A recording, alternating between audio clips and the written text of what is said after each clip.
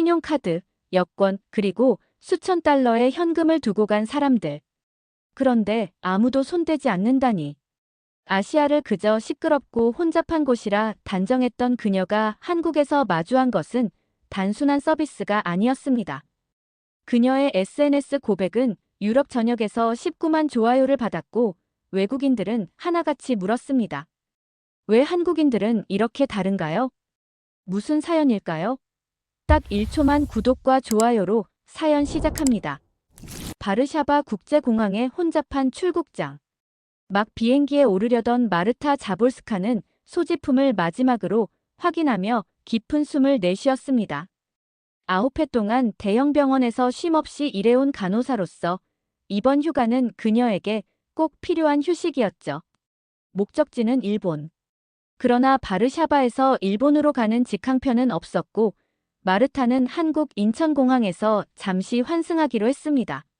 마르타, 이번엔 정말 힐링해야 해. 병원 생각은 잠시 접어두고. 친구가 건넨 말에 마르타는 미소로 답했지만 마음속으론 의문이 들었습니다. 과연 구급함과 의료 장비가 없는 곳에서도 편안함을 느낄 수 있을까? 항상 누군가를 돌보는 삶을 살아온 마르타에게 휴식이란 단어는 때때로 낯설게 느껴졌죠. 인천공항에 도착한 건 오후 4시 무렵이었습니다. 환승장을 찾아 걷던 마르타의 눈에 공항의 질서정연함이 들어왔습니다. 바르샤바의 혼잡함과는 사뭇 다른 풍경이었죠. 화려한 면세점과 깔끔한 시설에 감탄하며 걷던 그때 갑작스러운 소란이 들려왔습니다. 도와주세요. 누가 좀 도와주세요. 불과 몇 미터 앞에서 한 노인이 바닥에 쓰러져 있었고 주변 사람들이 당황한 표정으로 서 있었습니다. 마르타의 몸은 생각보다 빨랐습니다. 가방을 내려놓는 즉시 그녀는 노인에게 달려갔죠. 저는 간호사입니다. 비켜주세요. 마르타의 목소리는 단호했습니다. 노인의 맥박을 확인하고 의식 상태를 체크했습니다. 호흡은 약간 불규칙했지만 맥박은 안정적이었죠. 저혈당 쇼크로 보였습니다.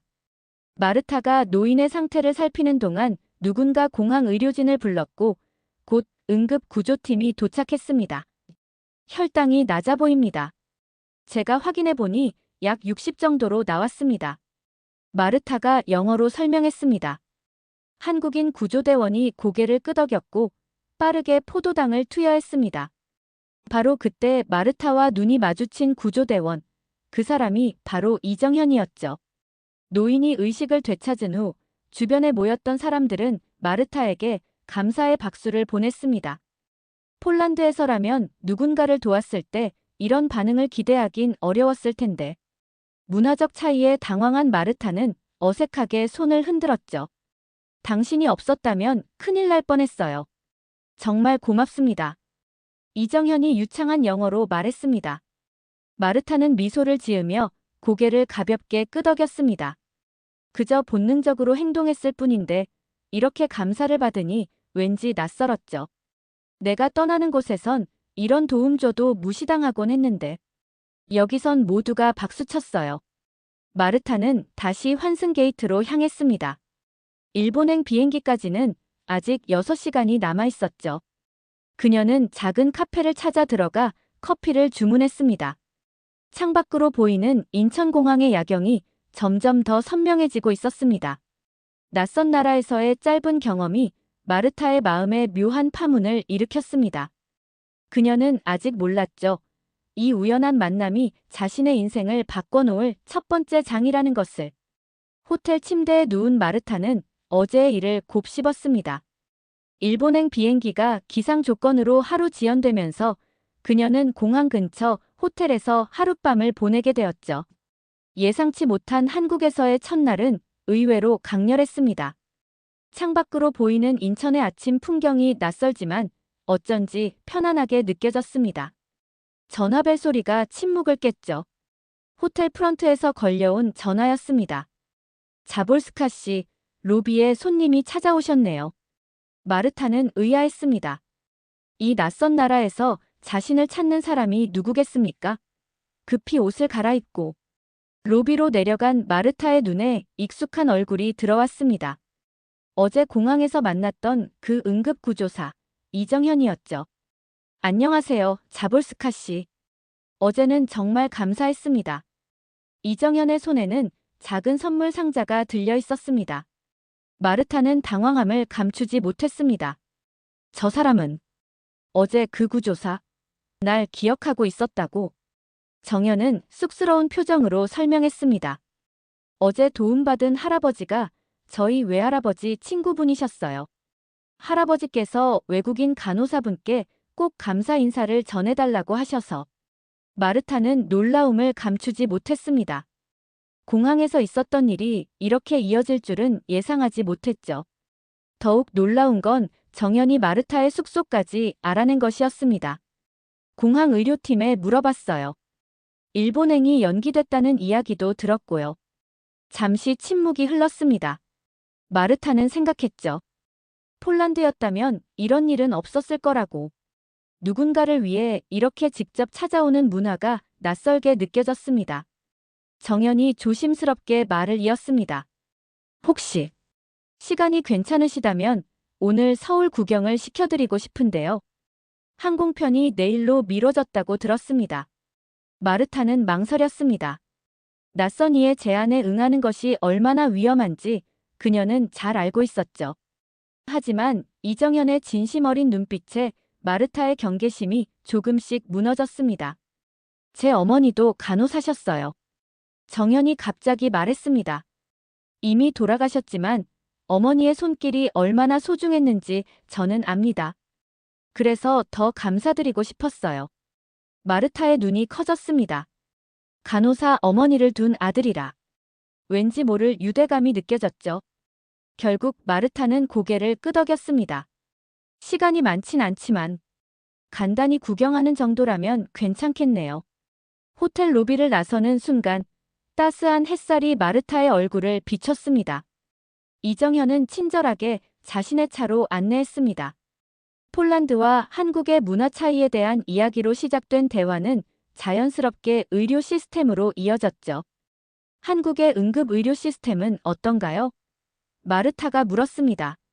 정현은 열정적으로 설명했습니다. 최근 몇 년간 많이 발전했죠. 특히 인공지능을 활용한 응급 대응 시스템이 도입되면서 골든타임 확보율이 높아졌습니다. 차창 밖으로 지나가는 서울의 풍경이 마르타의 호기심을 자극했습니다. 높은 빌딩들 사이로 보이는 산의 실루엣, 활기찬 거리의 모습이 낯설면서도 매력적이었죠. 서울의 어느 곳을 가장 먼저 보여주고 싶으세요? 마르타가 물었습니다. 이정현은 미소 지었습니다. 우선 지하철을 타보는 게 어떨까요? 서울을 이해하는 가장 빠른 방법일 테니까요. 마르타는 조금 놀랐습니다.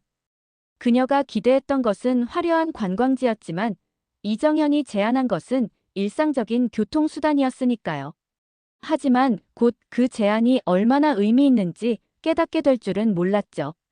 마르타의 서울 첫 경험은 생각보다 훨씬 특별하게 시작되었습니다.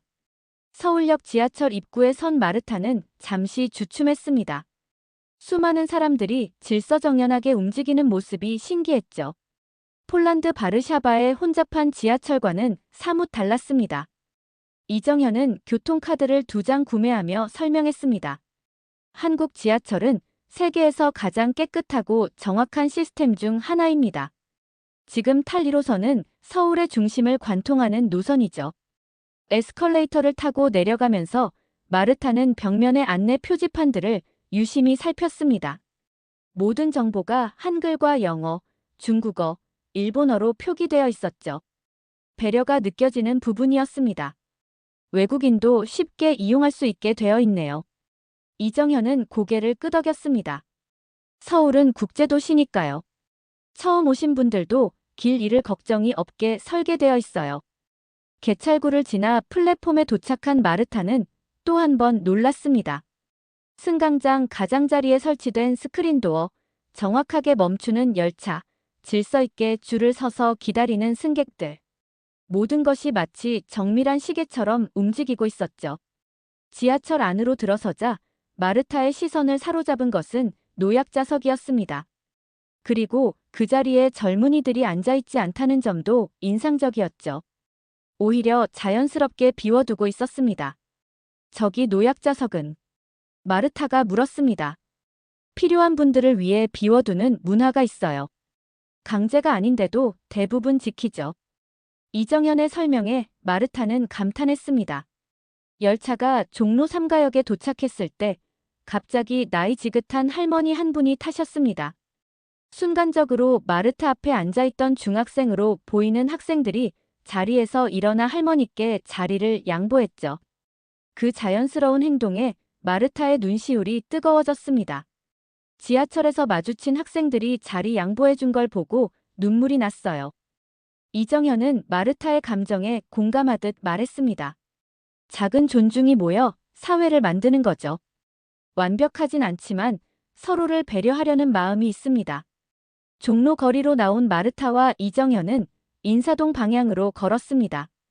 햇살이 따스하게 내리쬐는 5월의 서울은 생각보다 아름다웠죠. 현대적인 건물과 전통 한옥이 공존하는 풍경이 인상적이었습니다. 여기는 인사동이에요. 한국의 전통 문화를 느낄 수 있는 곳이죠. 이정현이 안내했습니다. 좁은 골목길을 걸으며 다양한 공예품과 기념품 가게들을 구경했습니다. 마르타의 시선을 사로잡은 건 한 서예 가게였죠. 벽에 걸린 작품들이 그녀의 호기심을 자극했습니다. 이건 무슨 뜻인가요? 마르타가 가리킨 글씨는 정이었습니다. 이정현이 미소 지으며 설명했습니다. 한국인의 마음을 가장 잘 표현하는 단어 중 하나예요. 사람과 사람 사이의 따뜻한 감정, 정이라고 합니다. 마르타는 그 글자를 유심히 바라보았습니다. 단순한 선 몇 개로 이루어졌지만 그 안에 담긴 의미는 깊게 느껴졌죠. 우리도 잠시 앉아서 쉴까요? 저기 카페가 보이네요. 이정현이 제안했습니다. 인사동의 작은 전통 찻집으로 들어간 두 사람. 창가 자리에 앉아 전통차를 주문했습니다. 마르타는 자신이 원래 환승만 할 예정이었던 나라에서 이렇게 특별한 경험을 하게 될 줄은 상상도 못했죠. 하룻밤 경유지였던 한국이 이렇게 특별하게 느껴질 줄 몰랐습니다. 마르타가 찻잔을 들며 말했습니다. 이정현은 따뜻한 미소로 답했습니다. 가끔은 예상치 못한 곳에서 특별한 경험이 기다리고 있죠. 마르타 씨가 어제 도움을 주셨듯이요. 찻집 창문으로 보이는 인사동의 오후 풍경이 마르타의 마음을 편안하게 했습니다. 낯선 나라에서 만난 친절한 이와의 대화는 생각보다 훨씬 자연스러웠죠. 마르타는 문득 깨달았습니다. 한국에서의 첫 발걸음부터 모든 것이 달랐다는 것을. 인사동의 찻집을 나온 마르타와 이정현은 근처의 현대적인 카페로 자리를 옮겼습니다. 큼직한 유리창이 특징인 이 카페는 전통과 현대가 공존하는 서울의 모습을 그대로 담고 있었죠. 마르타는 노트북을 꺼내 친구에게 메일을 보내고 싶다고 했습니다. 와이파이 비밀번호는 저기 벽에 적혀 있어요. 이정현이 가리킨 방향에는 누구나 볼 수 있게 크게 적힌 와이파이 정보가 있었습니다. 마르타가 노트북을 켜고 메일을 확인하는 동안 이정현은 음료를 주문하러 갔습니다. 아메리카노 2잔과 한국의 전통떡을 조금 맛볼 수 있는 디저트 세트였죠. 주문을 마치고 돌아온 이정현은 마르타가 노트북 앞에 없는 것을 발견했습니다. 화장실에 가셨나? 이정현은 자리에 앉아 기다렸습니다. 테이블 위에는 마르타의 노트북이 그대로 열려 있었고 옆에는 지갑까지 놓여 있었습니다. 이정현은 당황했지만 곧 미소를 지었습니다. 한국에 도착한 지 얼마 되지 않은 외국인이 이렇게 물건을 두고 자리를 비우다니 위험하지 않을까 하는 생각이 들었죠. 약 5분 후 마르타가 화장실에서 돌아왔습니다. 그녀는 자연스럽게 자리에 앉았습니다. 지갑과 노트북을 그대로 두고 자리를 비우셨네요. 이정현이 말했습니다. 마르타는 잠시 생각에 잠기더니 답했습니다. 그러게요. 생각해보니 위험한 행동이었네요. 폴란드에서는 이렇게 안 하시겠죠? 마르타는 고개를 저었습니다. 상상도 못할 일이에요. 사실 3년 전에 바르샤바에서 카페에 앉아 있다가 잠시 한눈판 사이에 가방을 소매치기 당한 적이 있어요. 그런데 여기선 왠지 그냥 괜찮을 것 같았어요. 이정현은 이해한다는 듯 고개를 끄덕였습니다. 한국도 완벽하진 않지만 공공장소에서의 도난 사건은 상대적으로 적은 편입니다. 사람들이 타인의 물건에 함부로 손대지 않는 문화가 있어요. 바로 그때 주문한 음료와 디저트가 도착했습니다. 정갈하게 차려진 떡 세트를 보며 마르타의 눈이 반짝였죠. 이것도 전통 음식인가요? 네, 한국의 떡이라고 합니다. 찹쌀이나 맵쌀로 만든 우리 고유의 음식이죠. 맛보세요. 마르타는 조심스럽게 하얀색 떡을 한 조각 집어 먹었습니다. 쫄깃한 식감과 은은한 단맛이 입안에 퍼졌죠. 신기해요. 식감이 폴란드 음식과는 완전히 다르네요. 대화는 자연스럽게 두 나라의 문화 차이로 이어졌습니다. 이정현은 한국의 공동체 의식에 대해 이야기했고, 마르타는 폴란드의 역사적 배경과 그로 인한 사회적 특성을 설명했죠. 저는 이해가 안 돼요. 왜 한국 사람들은 이렇게 낯선 사람에게도 친절할까요? 마르타가 문득 물었습니다. 이정현은 잠시 생각하더니 답했습니다. 아까 본 정이라는 단어가 그 답일 수도 있어요. 서로 돕고 살아야 한다는 의식이 강한 편이죠.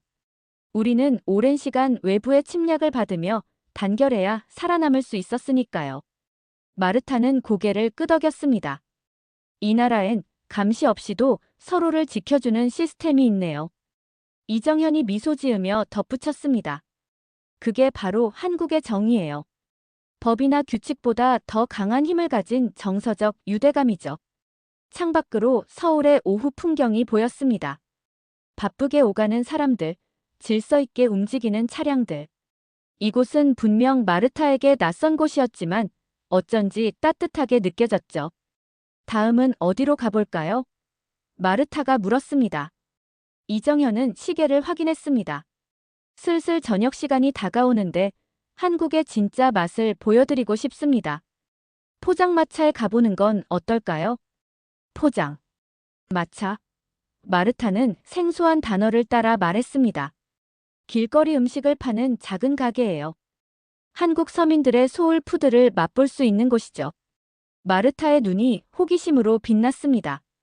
그녀는 카페의 창문을 통해 바라본 서울의 거리를 다시 한번 바라보았습니다. 이 도시는 마르타에게 계속해서 새로운 모습을 보여주고 있었죠. 폴란드에서의 일상과는 전혀 다른 경험들이 그녀를 기다리고 있었습니다. 종로의 작은 골목길로 접어든 마르타와 이정현. 저녁이 되자 거리는 더욱 활기를 띠었습니다.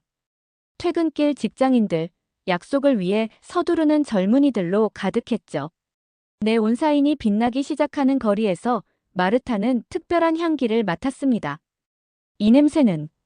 마르타가 물었습니다. 이정현은 미소를 지으며 가리켰습니다. 바로 저기 있는 포장마차에서 나는 냄새죠. 떡볶이, 오뎅, 순대. 한국의 대표적인 길거리 음식들입니다. 작은 천막 아래 놓인 좌판과 간이 의자들. 그 앞에 둘러앉은 사람들이 정겹게 이야기를 나누며 음식을 즐기고 있었죠.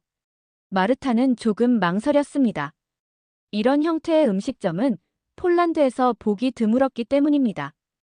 위생은 괜찮을까요? 마르타가 조심스럽게 물었습니다. 이정현은 이해한다는 듯 고개를 끄덕였습니다. 걱정 마세요. 한국은 길거리 음식이라도 위생 관리가 철저한 편입니다. 저도 의료인으로서 먹는 음식이니까요. 용기를 낸 마르타는 이정현을 따라 포장마차로 들어갔습니다. 빨간 떡볶이, 노란 계란이 올려진 순대, 그리고 꼬치에 꽂힌 오뎅이 김이 모락모락 피어오르며 손님을 기다리고 있었죠. 뭐부터 드시고 싶으세요? 이정현이 물었습니다. 마르타는 모든 음식이 낯설게 느껴졌지만 특히 붉은색 떡볶이가 시선을 사로잡았습니다. 저것은 매운가요? 네, 꽤 매운 편이에요. 하지만 그만큼 맛있습니다. 도전해 볼래요? 마르타는 잠시 망설이다가 미소 지었습니다. 내 어머니는 늘 도전하라고 했어요. 새로운 경험이 인생을 풍요롭게 만든다고요. 이정현은 떡볶이와 순대, 오뎅을 주문했습니다. 가게 아주머니는 능숙한 손놀림으로 음식을 담아 두 사람 앞에 내려놓았죠. 외국인이세요? 어디서 오셨어요? 아주머니가 마르타를 흥미롭게 바라보며 물었습니다. 이정현이 통역해주자 마르타는 폴란드에서 왔다고 답했습니다. 자신이 간호사라는 사실도 덧붙였죠. 아이고, 멀리서 오셨네. 우리나라 음식 맛있게 드세요. 아주머니의 친절한 목소리에 마르타는 따뜻함을 느꼈습니다. 첫 번째 도전은 떡볶이였습니다. 마르타는 조심스럽게 젓가락을 들어 떡 한 조각을 집어 먹었습니다. 순간 입안에 퍼지는 매운맛에 눈이 커졌죠. 엄청 매워요.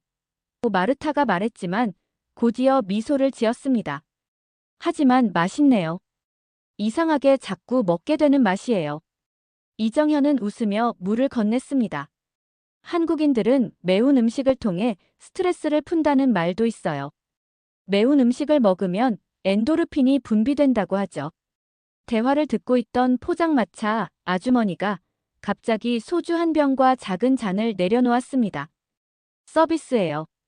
딸 같아서 주는 거야. 떡볶이엔 소주가 제일이지. 마르타는 놀랐지만 감사하게 받았습니다. 이정현이 작은 소주잔에 술을 따르며 설명했죠. 한국의 대표적인 술입니다. 도수가 생각보다 높으니 조심하세요. 그리고 우리는 서로의 잔에 술을 따라주는 문화가 있어요. 마르타는 이정현이 따라준 소주를 조심스럽게 맛보았습니다. 익숙하지 않은 맛이었지만 매운 떡볶이와 묘하게 어울리는 조합이었죠. 한국인들은 정말 음식을 통해 서로 마음을 나누는 것 같아요. 마르타가 말했습니다. 이정현은 고개를 끄덕였습니다. 맞아요. 한국에서 밥 한 번 먹자는 말은 단순한 식사 초대가 아니라 관계를 맺고 싶다는 의미가 담겨 있습니다. 포장마차의 열기, 오가는 사람들의 활기, 그리고 음식을 통해 나누는 대화. 마르타는 이 모든 것이 새롭고 특별하게 느껴졌습니다. 이어서 그들은 순대와 오뎅도 맛보았죠. 처음엔 낯설었지만 하나씩 도전해보니 생각보다 맛있었습니다. 식사를 마치고 나올 때 포장마차 아주머니는 마르타의 손을 잡고 따뜻하게 웃어주었습니다. 말은 통하지 않아도 그 마음이 전해졌죠. 다음에 또 오세요, 딸내미. 마르타는 고개를 숙여 인사했습니다. 폴란드에서는 상상할 수 없는 따뜻한 정이 느껴지는 순간이었습니다. 인사동을 지나 북촌 한옥마을로 향하는 길, 마르타는 문득 이정현에게 물었습니다. 한국 사람들은 항상 이렇게 낯선 사람에게도 따뜻한가요? 이정현은 잠시 생각하더니 답했습니다. 완벽하진 않지만 손님을 소중히 여기는 마음만큼은 우리 문화의 중심이라고 생각해요. 특히 멀리서 온 손님이라면 더욱 그렇죠. 서울의 밤이 깊어가는 시간, 마르타와 이정현은 북촌 한옥마을을 빠져나와 편의점 앞 작은 테이블에 앉았습니다. 늦은 시간임에도 불구하고 주변은 여전히 활기찼죠. 사람들이 오가고 간간히 택시가 지나갔습니다. 편의점의 밝은 조명이 두 사람을 비추었습니다. 한국에는 이렇게 늦게까지 문 여는 가게가 많네요. 마르타가 말했습니다. 이정현은 고개를 끄덕였습니다. 서울은 잠들지 않는 도시라고 하죠. 24시간 열려있는 편의점은 한국 생활의 중심이라고 할 수 있어요. 마르타는 유리창 너머로 보이는 편의점 내부를 살폈습니다. 다양한 상품들이 정갈하게 진열되어 있었고 도시락, 삼각김밥 같은 간편식도 눈에 띄었죠. 잠깐 들어가서 구경해 볼까요? 마르타가 제안했습니다. 편의점 안으로 들어간 마르타는 놀라움을 감추지 못했습니다. 음식, 생활용품, 심지어 간단한 의약품까지. 작은 공간에 다양한 상품이 가득했죠. 와, 이곳은 정말 편리하네요. 마치 작은 쇼핑몰 같아요. 이정현은 삼각김밥을 들어 보여주며 설명했습니다. 한국의 편의점 음식은 단순한 간식이 아니에요. 많은 직장인들이 바쁜 일상 속에서 한 끼 식사로 이런 음식을 선택하죠. 잠시 생각에 잠긴 이정현이 말을 이었습니다. 제 어머니가 병원에서 야간 근무를 마치고 집에 오실 때 항상 이런 편의점 삼각김밥을 드셨다고 해요. 밤늦게 문 여는 식당이 없던 시절이었거든요. 마르타는 그 이야기를 듣고 공감했습니다. 간호사로서 야간 근무의 고단함을 잘 알아요. 그때 따뜻한 한 끼가 얼마나 중요한지도요. 편의점에서 나온 두 사람은 길 건너편 카페로 향했습니다. 자정이 가까운 시간이었지만 카페는 여전히 손님들로 북적였죠. 저녁 먹은 지 얼마 안 됐는데 또 배고프네요. 마르타가 말했습니다. 이정현은 미소를 지으며 스마트폰을 꺼냈습니다. 그럼 한국의 배달 문화를 경험해 보시는 건 어떨까요? 마르타는 의아했습니다. 이 시간에 배달이 가능한가요? 물론이죠. 한국은 배달 천국이라고 불리는 나라예요. 새벽까지 음식을 배달해주는 곳이 많습니다. 이정현은 앱을 열어 엽기 떡볶이를 주문했습니다. 도착 예상 시간은 30분 이내였죠. 마르타는 놀라움을 감추지 못했습니다. 폴란드에서는 이런 서비스를 상상하기 어려워요. 특히 이런 늦은 시간에는요. 대기하는 동안 두 사람은 카페에서 차를 마시며 이야기를 나눴습니다. 마르타는 자신의 간호사 경험을, 이정현은 응급구조사로서의 일상을 공유했죠. 직업은 달라도 사람의 생명을 다룬다는 점에서 두 사람은 많은 공감대를 형성했습니다. 얼마 지나지 않아 배달원이 도착했고 두 사람은 카페 테라스로 나와 떡볶이를 펼쳤습니다. 먹음직스러운 매운 떡볶이가 그들을 기다리고 있었죠.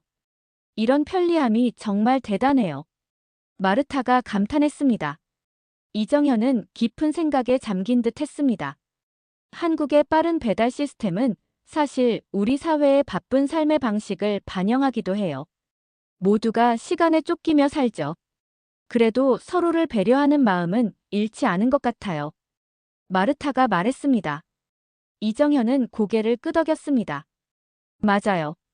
식당이 문을 닫아도 따뜻한 밥이 배달되고, 이건 단순한 편의가 아니에요. 서로의 필요를 채워주는 시스템이죠. 늦은 밤, 서울의 거리에 앉아 떡볶이를 나누어 먹는 두 사람. 마르타는 문득 이 순간이 특별하게 느껴졌습니다. 낯선 나라에서 불과 하루 전에 만난 사람과 이렇게 편안하게 시간을 보내고 있다는 사실이 신기했죠. 한국은 시스템과 감성이 동시에 존재하는 나라인 것 같아요. 마르타가 생각을 정리하듯 말했습니다. 이정현은 흥미롭다는 표정으로 물었습니다. 어떤 의미에서요? 모든 것이 효율적으로 작동하는 시스템이 있으면서도 그 안에는 사람을 향한 따뜻한 마음이 있어요. 이 두 가지가 균형을 이루고 있다는 점이 인상적입니다. 밤하늘에 별이 빛나는 것을 보며 마르타는 내일이면 떠나야 한다는 사실을 떠올렸습니다. 갑자기 아쉬움이 밀려왔죠.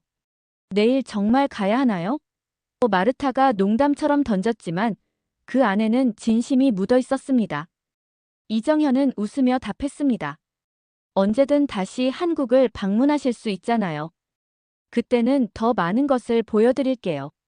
도시의 불빛 아래 두 사람은 내일의 일정에 대해 이야기했습니다. 이정현은 마르타가 일본으로 떠나기 전에 서울의 또 다른 모습을 보여주고 싶다고 했죠. 아침 일찍 만나서 강남과 한강을 구경하기로 했습니다. 아침 햇살이 서울의 빌딩 숲을 비추는 시간, 마르타와 이정현은 강남역 근처에서 만났습니다. 마르타의 비행기는 저녁 7시. 떠나기 전 서울의 또 다른 모습을 경험할 시간이 충분했죠. 여기가 바로 강남이에요. 서울의 금융, 비즈니스 중심지죠. 이정현이 설명했습니다. 마르타는 높이 솟은 빌딩들과 세련된 거리를 바라보았습니다. 전날 보았던 전통적인 인사동, 북촌과는 전혀 다른 분위기였죠. 마치 두 개의 다른 도시를 보는 것 같아요. 어제의 서울과 오늘의 서울이 너무 달라요. 이정현은 고개를 끄덕였습니다. 한국은 전통과 현대가 공존하는 나라예요. 수천 년의 역사를 가진 나라이면서도 현대적 발전은 불과 몇십 년 만에 이루어졌습니다. 지하철을 타고 두 사람은 삼성동 코엑스로 향했습니다. 대형 쇼핑몰과 지하 도서관, 수족관까지 갖춘 복합 문화 공간이었죠. 마르타는 지하에 자리한 거대한 도서관에 특히 감명을 받았습니다. 공공장소에 이렇게 훌륭한 도서관이 있다니 놀라워요. 사람들이 책을 읽고 공부하는 모습이 인상적이네요. 이정현은 한국 교육에 대해 이야기했습니다. 치열한 경쟁, 교육열, 그리고 그 이면에 있는 역사적 배경까지. 마르타는 진지하게 경청했죠. 한국인들이 이렇게 열심히 사는 이유가 있군요. 코엑스를 나온 두 사람은 점심을 간단히 해결한 후 한강공원으로 향했습니다. 넓은 강을 중심으로 펼쳐진 공원에서는 많은 시민들이 여가를 즐기고 있었죠. 와, 도심 한가운데 이런 공간이 있다니. 마르타가 감탄했습니다. 이정현은 미소 지으며 잔디밭 한쪽에 돗자리를 펼쳤습니다. 두 사람은 나란히 앉아 한강을 바라보았죠. 한강은 서울의 심장과 같은 존재입니다. 오래전부터 이 도시의 중심이었죠. 이정현이 말했습니다. 마르타는 강 건너편으로 보이는 빌딩들을 바라보았습니다. 고층 아파트와 사무실 빌딩이 즐비한 현대적인 도시 풍경이었죠. 이 모든 게 언제부터 있었던 거예요? 마르타가 물었습니다. 이정현은 잠시 생각에 잠겼습니다. 사실 불과 50년 전만 해도 서울은 전쟁의 폐허였어요. 한국 전쟁 이후 도시는 완전히 파괴되었죠. 그런데 불과 한 세대 만에 이렇게 변화했습니다. 마르타는 놀란 표정을 감추지 못했습니다. 폴란드도 전쟁의 상처를 겪은 나라였지만 이렇게 빠른 회복과 발전은 상상하기 어려웠죠. 이정현은 계속해서 이야기했습니다. 70년대만 해도 한국은 세계 최빈국 중 하나였어요. 아프리카의 가난한 나라들보다도 못 살았던 시절이 있었죠. 하지만 사람들은 포기하지 않았습니다. 한강의 기적이라 불리는 경제 발전을 이루어냈고 지금은 세계 10대 경제대국이 되었어요. 마르타의 눈시울이 붉어졌습니다. 그녀는 자신의 조국 폴란드를 떠올렸습니다. 공산주의 체제의 붕괴 이후 폴란드도 많은 변화를 겪었지만 한국의 극적인 변화와는 차원이 달랐죠. 내 나라엔 이런 회복력이 없었다. 마르타가 작은 목소리로 말했습니다. 이정현은 조용히 경청했습니다. 마르타의 감정을 존중하며 기다려주었죠. 마르타는 깊은 숨을 내쉬었습니다. 폴란드도 많은 전쟁과 고통을 겪었어요. 하지만 우리는 종종 과거에 머물러 있었던 것 같아요. 반면 한국은 그냥 발전한 게 아니라 상처 위에 꽃을 피운 거예요. 한강의 잔잔한 물결이 두 사람 앞에서 반짝였습니다. 봄바람이 마르타의 머리카락을 살짝 흔들었죠. 그녀는 문득 이 순간을 영원히 기억하고 싶다고 생각했습니다. 이정현은 부드럽게 말했습니다. 역사는 우리를 규정하지만 동시에 우리의 선택도 중요해요. 한국인들은 미래를 위해 함께 노력하기로 선택했습니다. 마르타는 고개를 끄덕였습니다. 어제부터 오늘까지 그녀가 본 한국은 단순한 관광지가 아니었습니다. 그것은 사람들의 의지와 열정, 회복력의 증거였죠. 오후의 햇살 아래 두 사람은 한강변을 천천히 걸었습니다. 자전거를 타는 사람들, 피크닉을 즐기는 가족들, 조깅하는 시민들. 일상적인 풍경이었지만 마르타에게는 모든 것이 특별하게 다가왔습니다. 오늘 저녁에 떠나야 한다니 너무 아쉬워요. 마르타가 솔직하게 말했습니다. 이정현은 미소를 지었습니다. 언제든 다시 오실 수 있잖아요. 한국은 항상 여기 있을 테니까요. 그때 마르타의 전화가 울렸습니다. 폴란드에서 온 친구였죠. 일본에 언제 도착하냐는 질문에 마르타는 잠시 망설였습니다. 그녀의 마음속에는 이미 새로운 생각이 자라나고 있었습니다. 인천공항으로 향하는 택시 안, 마르타는 창밖으로 지나가는 서울의 풍경을 눈에 담았습니다. 불과 이틀 전, 그녀에게 한국은 그저 일본으로 가는 환승지에 불과했죠. 하지만 지금 그녀의 마음은 복잡했습니다. 무언가 커다란 변화가 그녀 안에서 일어나고 있었죠. 생각이 많으신가 봐요. 이정현이 마르타의 표정을 살피며 말했습니다. 마르타는 미소를 지었습니다. 네, 많은 생각이 들어요. 이틀이란 시간이 이렇게 큰 영향을 줄 수 있다니 놀랍네요. 택시는 고속도로를 달렸습니다. 창밖으로 지나가는 풍경이 점점 도심에서 벗어나고 있었죠. 차 안에는 잠시 침묵이 흘렀습니다. 이정현은 말없이 운전석 뒤에 놓인 작은 선물 상자를 꺼내 마르타에게 건넸습니다. 작은 선물입니다. 한국을 기억하는데 도움이 되길 바라요. 마르타는 상자를 열었습니다. 그 안에는 작은 한글 목걸이가 있었죠. 정이라는 글자가 새겨진 은색 펜던트였습니다. 이건 마르타의 목소리가 약간 떨렸습니다. 어제 카페에서 보셨던 그 글자예요. 한국의 마음을 담고 있는 단어죠. 마르타는 목걸이를 조심스럽게 만졌습니다. 단순한 선물이었지만 그 안에 담긴 의미가 그녀의 마음을 흔들었죠. 고맙다는 말보다 더 많은 것을 전하고 싶었지만 그녀는 그저 고개를 끄덕일 뿐이었습니다. 인천공항에 도착했을 때 마르타는 문득 가방을 확인했습니다. 그리고 갑자기 창백해졌죠. 여권이 없어요. 두 사람은 서둘러 택시를 붙잡았지만 이미 떠난 뒤였습니다. 마르타는 패닉에 빠졌습니다. 외국에서 여권을 분실한다는 것은 최악의 상황이었죠. 진정하세요. 한국에는 분실물 센터가 잘 되어 있어요. 택시 회사에 연락해보죠. 이정현은 침착하게 택시 회사에 전화를 걸었습니다. 다행히 기사님이 여권을 발견했고 지금 공항으로 돌아오는 중이라고 했죠. 그때까지 비행기 탑승 시간은 1시간 남짓. 마르타는 초조함에 입술을 깨물었습니다. 만약 여권이 제 시간에 도착하지 않으면 어떡하죠? 마르타가 물었습니다. 이정현은 마르타의 어깨를 가볍게 두드렸습니다. 걱정 마세요. 최악의 경우라도 폴란드 대사관에 연락해서 임시 여행 증명서를 발급받을 수 있어요. 제가 도와드릴게요. 공항 로비에서 기다리는 30분은 마르타에게 영원처럼 느껴졌습니다. 하지만 그 시간 동안 그녀는 이상한 평온함을 느꼈죠. 어쩌면 이 사고는 우연이 아닐지도 모른다는 생각이 들었습니다. 마침내 택시 기사님이 여권을 들고 나타났습니다. 그는 사과의 뜻으로 고개를 깊이 숙였습니다. 마르타는 감사의 마음을 전하며 여권을 받았죠. 다행이네요. 이정현이 안도의 한숨을 내쉬었습니다. 마르타는 여권을 바라보았습니다. 비행기 탑승까지는 아직 시간이 남아 있었습니다. 그러나 그녀의 마음은 이미 결정을 내린 듯했죠. 이정현 씨.